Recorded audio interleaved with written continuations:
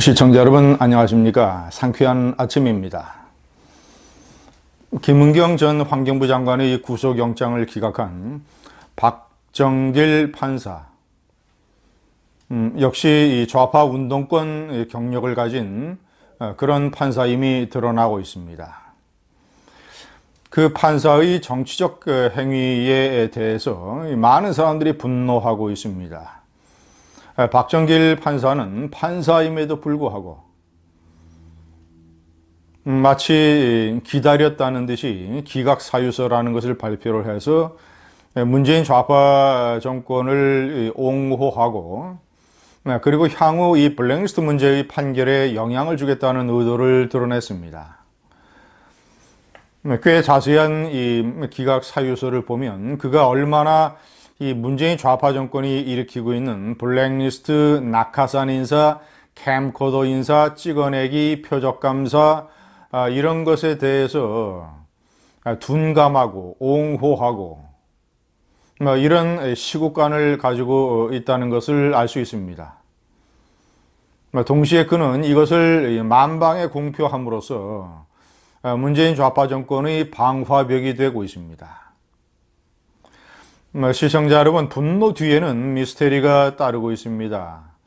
그의 경력과 연관 지어볼 때 임종석 전 대통령 비서실장, 그리고 현재 조국 민정수석, 이런 사람들과의 커넥션 의혹은 없는 것인가, 이런 문제가 제기됩니다. 임종석 전 비서실장 그리고 조국 민정수석은 환경부를 포함한 이 현 정권의 블랙리스트 사건에 최종 도달점이 될 수 있는 인물들입니다. 자, 일단 불길이 청와대 조현옥 인사수석실까지 와 닿았습니다. 그 다음에는 조국 민정수석이고, 그 다음에는 임종석 당시 대통령 비서실장입니다. 박정길 판사는 왜 임종석 조국과 연관이 있을 가능성이 있는 것인가? 자, 그는 한양대학교 8호 학번입니다. 한양대학교 법대 8호 학번. 한양대학교 법대면 추미애 전 민주당 대표의 후배이죠. 8호 학번, 임종석 전 대통령 비서실장은 한양대학교 86학번입니다. 자, 그런데 두 사람이 모두 한양대학교 총학생회 일에 적극적으로 관여를 했다는 것입니다. 임종석 전 비서실장은 나중에 한양대학교 총학생회장 자격으로 전체 학생회 연대 조직인 전대협의 제3기 의장을 맡게 됩니다. 한양대학교 8호 학번 박정길 판사의 동기로서 역시 한양대학교 총학생회 관여 역할을 했던 이 원용선 변호사가 이 법조 관련 언론과 인터뷰를 해서 이런 내막을 털어놓은 적이 있습니다. 제가 그 원용선 변호사의 발언 내용을 정확하게 읽어드리겠습니다.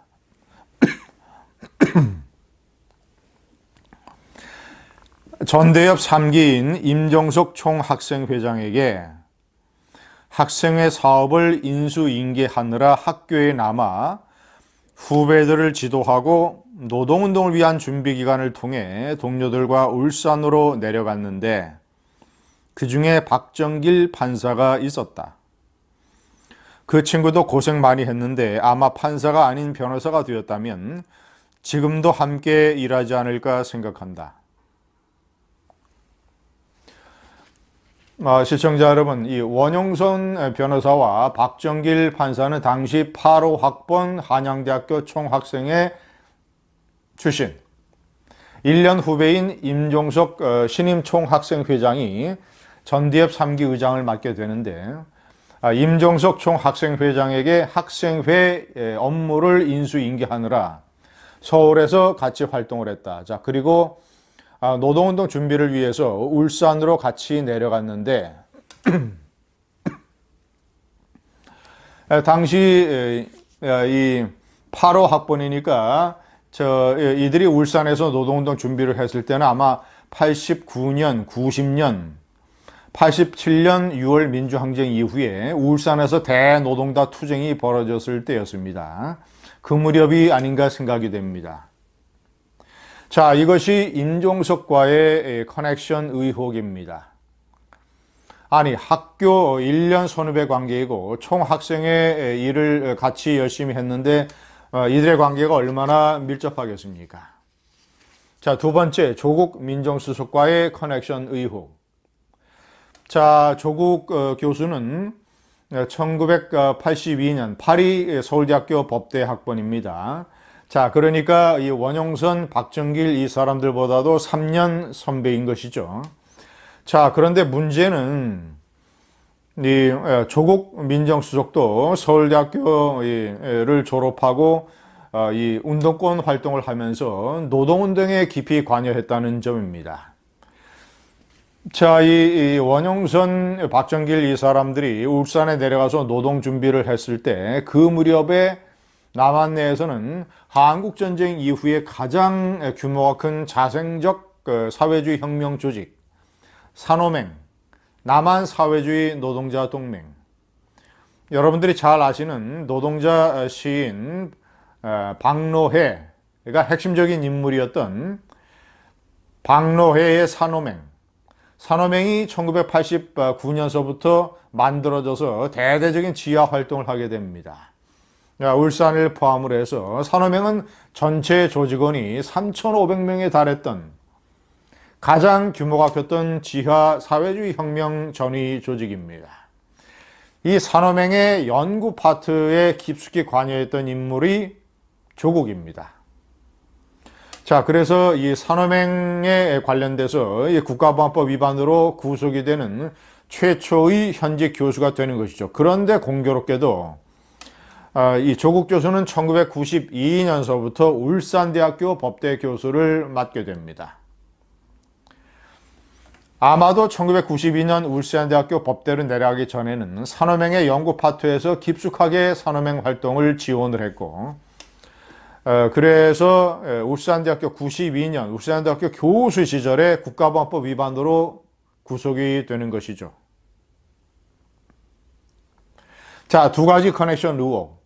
그가 울산에 내려가기 전에 산호맹 활동을 할 때, 자, 노동운동을 할 때 임종석, 이 원영선, 박정길 그룹과 커넥션이 없었겠는가?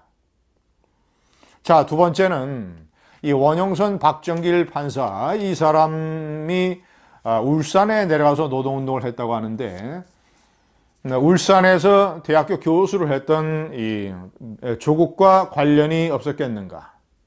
노동운동과 울산이라는 코드가 나오지 않습니까? 물론 관련이 없을 수도 있습니다. 박정길 판사와 조국 교수가 울산에서 활동한 시점이 다를 수도 있습니다. 자, 두 번째, 산호맹 활동을 했던 조국 교수와 일반적인 노동운동을 했던 박정길 판사와 연결이 되는 이 어떤 교차점이 없었을 수도 있습니다. 그러나 저는 노동운동과 울산이라는 두 가지의 키워드를 통해서 합리적인 의혹을 제기하는 것입니다. 왜냐, 청와대로 번지는 불길을 막아야 되는 그 책임자가 조국 민정수석이며 그 바로 윗선이 임종석 전 대통령 비서실장이기 때문에 시청자 여러분, 참으로 이상한 부분이 있습니다. 박정길 영장 담당 부장판사는 올해 2월 달에 서울 동부지법으로 발령이 됩니다. 의정부에서 서울 동부지법으로.